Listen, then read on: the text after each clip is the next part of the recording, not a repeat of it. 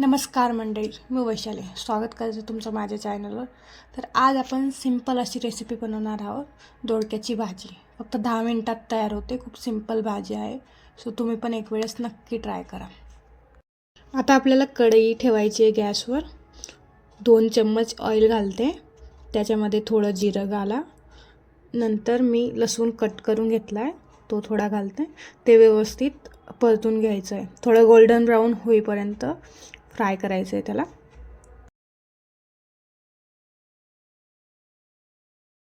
लसूण थोडे golden brown झाले की आपण त्याच्यामध्ये दोडक्याचे कट केलेले तुकडे घालून घेऊया आणि व्यवस्थित मिक्स करून घ्या। नंतर त्याच्यामध्ये थोडं अर्धा चम्मच नमक घाला, सो दोडका लवकरात लवकर शिजेल। आणि व्यवस्थित सगळं मिश्रण मिक्स करून घ्या। सगळं व्यवस्थित मिक्स झालं की आपल्याला ते 5 मिनिटं लो फ्लेमवर काहीतरी झाकून ठेवायचं आहे। सो झाकून 5 मिनिटं ठेवा।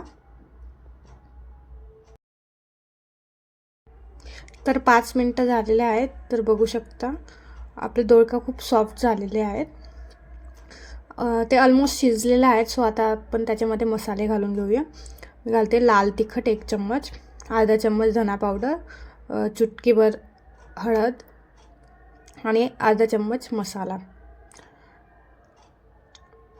आणि व्यवस्थित मिक्स करून घ्या। आणि त्याच्यामध्ये थोडं आपल्याला शेंगदाण्याचं कूट घालायचं आहे। जे भाजलेले शेंगदाणे असतात त्याचं थोडं कूट घाला आणि व्यवस्थित मिक्स करून घ्या।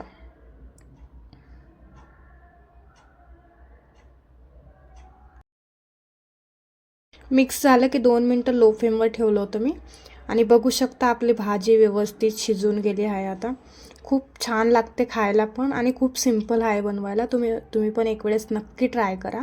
आणि जर व्हिडिओ आवडला असेल तर प्लीज लाईक, शेअर आणि सबस्क्राईब करा। थँक्यू।